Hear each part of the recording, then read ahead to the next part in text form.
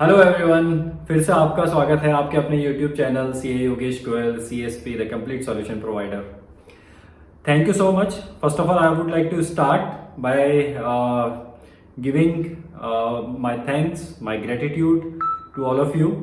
आप लोग सब ने मेरे प्रीवियस वीडियोस जो हैं उसके ऊपर काफ़ी फीडबैक्स दिए हैं मुझे और उनको काफ़ी लाइक किया है, सब्सक्राइब किया है मेरे यूट्यूब चैनल को। उसके लिए बहुत बहुत थैंक यू सो मच। ये मुझे एक मोटिवेशन देता है मेरे नेक्स्ट वीडियो के लिए। So please keep doing that. Thank you. So आज का जो टॉपिक है, आज का टॉपिक बहुत ही फेवरेट है सबका। एक ऐसी कॉम्प्लेक्स सिचुएशन है जो पहले से कॉम्प्लेक्स थी और उसको सिंपल करते करते ऐसा लगता है कि वो अभी भी कॉम्प्लेक्स ही है। सो हाँ, हम बात कर रहे हैं income tax. Yes, for individuals, for layman, एक नॉर्मल इंसान के लिए टैक्स हमेशा से ही एक कॉम्प्लेक्स चीज रही है और उसको सिंप्लीफाई करने के लिए हमारे इनकम टैक्स डिपार्टमेंट ने एक न्यू रिजिम लेके आए हैं, राइट। हालांकि अब यहाँ जैसे कि हम जानते हैं कि यहाँ पे दो रिजिम है, ओल्ड टैक्स रिजिम है, न्यू टैक्स रिजिम है, राइट। सो इसको सिंप्लीफाई करने के लिए लाया गया है, बट फिर भी बहुत लोग कंफ्यूज होते हैं। मुझसे भी कई बार पूछते हैं कि कौन सी टैक्स रिजिम के अंदर हमें अपना ऑप्ट करना चाहिए, किस में जाना चाहिए। सो इसका आंसर इस वीडियो में आपको मिलेगा। I would like to share my perspective, my knowledge with respect to what is best beneficial for which individual, right. So बढ़ते हैं वीडियो के साथ। ओके, सो जैसे कि आप देख पा रहे हैं स्क्रीन पे एक टेबल मैंने ड्रॉ किया है जिसमें न्यू टैक्स रिजिम और ओल्ड टैक्स रिजिम। तो न्यू टैक्स रिजिम में क्या है, डिफरेंस क्या है इनमें डिफरेंस है कि न्यू टैक्स रिजिम में आपके पास नंबर ऑफ टैक्स स्लैब जो है वो ज़्यादा है, राइट, लेकिन आपके डिडक्शंस कम है।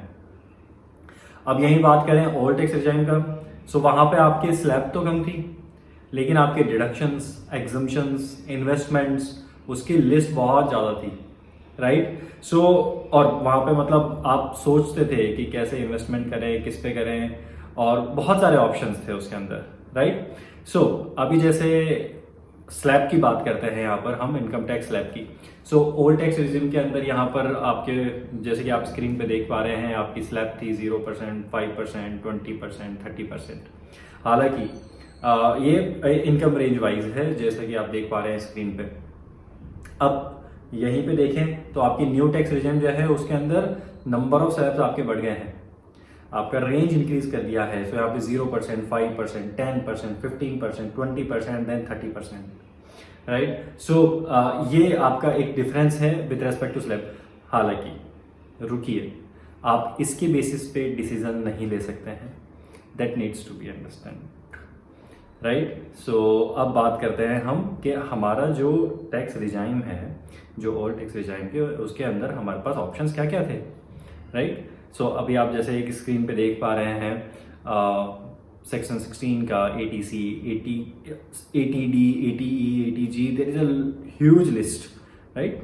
सो जैसा कि हमने स्टार्टिंग में स्टार्ट किया था हमने कि आपके ओल्ड टैक्स रिजिम जो है उसके अंदर आपके पास स्लैब जो है वो कम है, डिडक्शन इन्वेस्टमेंट के ऑप्शंस ज़्यादा हैं। वहीं पे न्यू टैक्स रिजिम के अंदर स्लैब ज़्यादा हो गई और आपका डिडक्शन इन्वेस्टमेंट कम हो गया।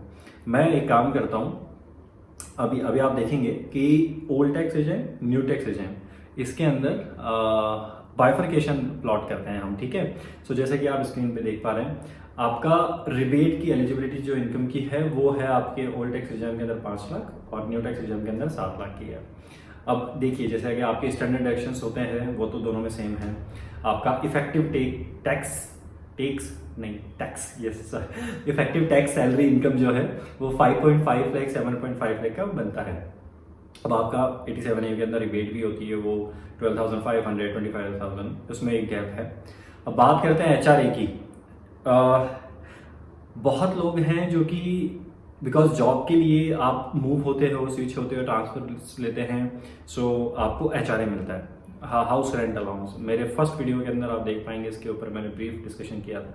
सो हाउस रेंट अलाउंस आपको मिलता है एंड उसका डिडक्शन जो है वो ओल्ड के अंदर था बट अभी नए में नहीं है, राइट। अभी LTA, लीव ट्रेवल अलाउंस, आपका आप ले लीजिए, आपके फूड अलाउंस ले लीजिए, जो जैसे कि आप लिस्ट में देख पा रहे हैं, ये आपका ब्रेकअप है कि आपके ओल्ड टैक्स रिजाइम के अंदर और न्यू टैक्स रिजाइम के अंदर आपको किस किस का बेनिफिट मिलता था या फिर क्या डिफरेंसेस हैं। फॉर एग्जांपल आपका एटीई जो है, एटीई का डिडक्शंस आपको ओल्ड में मिलता था लेकिन न्यू में नहीं मिलता है, ठीक है। सो चैप्टर ये सारे ब्रेकअप है। आपका गिफ्ट का भी 50,000 का जो बाइफर्केशन है वो दोनों में ही सेम है। चैप्टर 6 से सबसे ज़्यादा हमारे म्यूचुअल फंड बिकते थे क्योंकि एक इंडिविजुअल, एक आम आदमी इन्वेस्ट करता था एटीसी की बेनिफिट लेने के लिए, right. One of the most in the most way of investing was because eighty C में इन्वेस्टमेंट डिडक्शन मिलेगा, मेरा टैक्स कम होगा उसके लिए। सो उसका जो है आपको ओल्ड टैक्स रिजिम के अंदर बेनिफिट मिलता था लेकिन न्यू में नहीं है। डिसीजन ले लें इसके बेसिस पे? नहीं, इसके बेसिस पे भी आप अपना डिसीजन नहीं ले सकते हैं। सो डिसीजन लें तो कैसे लें, लेट्स सी। सो डिसीजन लेने के लिए हम एक काम करते हैं, एक जैसे कि आप स्क्रीन पे देख पा रहे हैं, अगर आपकी इनकम 25 लाख की है, सपोज आप ये सारे इन्वेस्टमेंट्स आप करते हैं, ठीक है, और एग्जाम्पशंस भी आपको मैंने ड्रॉ किया है, तो ओल्ड टैक्स रिजाइम और न्यू टैक्स रिजाइम जो है उन दोनों के अंदर हम प्लॉट करके देखते हैं इसके। तो हमारी टैक्सेबल इनकम क्या आती है और हमें किस पे टैक्स देना पड़ेगा।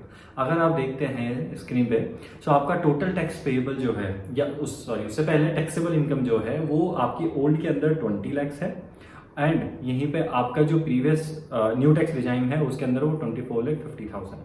सो अगर मैं ये देखूं कि अगर एक इंडिविजुअल है उसकी सैलरी जो है 25 लाख है, ठीक है, तो उसके बेसिस पे और वो सारे इन्वेस्टमेंट डिडक्शन सारे सब कुछ अवेल करते हैं, सब करते हैं, सो उस केस के अंदर ये आपका इफेक्टिव टैक्स रेट जो कैलकुलेट होके आता है वो आपका कैलकुलेट होता है किसके बेसिस पे?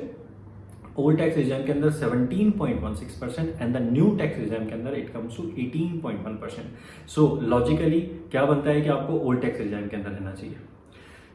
अभी हम बात करते हैं क्या ये भी एक सही तरीका है? हाँ, अगर ये एक सिनेरियो है तो yes, it is the right way. But हर एक इंडिविजुअल की सैलरी अलग होती है, उनके इन्वेस्टमेंट मोड्स अलग होते हैं, और उनके होम लोन्स होते हैं, उनके HRA भी हो सकते हैं, नहीं हो सकता है, उनके कंपोनेंट ब्रेकअप अलग अलग होते हैं। सो बहुत सारा, सो ये सिनेरियो वाइज मैटर डिपेंड करेगा कि आपको कौन सी टैक्स रिजाइम के अंदर जाना चाहिए, राइट। सो ये एक इम्पॉर्टेंट फैक्टर है। सो आप डायरेक्ट डिसीजन नहीं ले सकते हैं इसके अंदर। So what we can conclude हम इतना इजीली नहीं कर सकते हैं, बट हाँ, मैंने बाइफरकेट करके आपको बताया है कि क्या क्या डिफरेंसेस हैं, किस किस बेसिस पे डिफरेंसेस हैं, आपको क्या करना चाहिए, किस तरीके से आपकी टैक्स प्लानिंग करनी चाहिए आपको, राइट। सो किस तरीके से टैक्स प्लानिंग करें, वेल्थ ग्रोथ करें, वेल्थ क्रिएशन करें, उसके लिए मैंने अलग से एक वीडियो बनाया है, डिस्क्रिप्शन में मैंने लिंक भी डाला है। और अगर आपको कुछ गाइडेंस चाहिए, नॉलेज शेयरिंग चाहिए, so please contact me. You can reach out to me definitely, right? And we can discuss on this. Yeah. So that's the video. So thank you so much for watching this video. मैं फिर से आऊँगा with something new based on your feedbacks. What is the demand? And with some of other topics which can actually I can share my knowledge, I can share my views with you all. Thank you so much for watching the video. Thank you. Bye bye.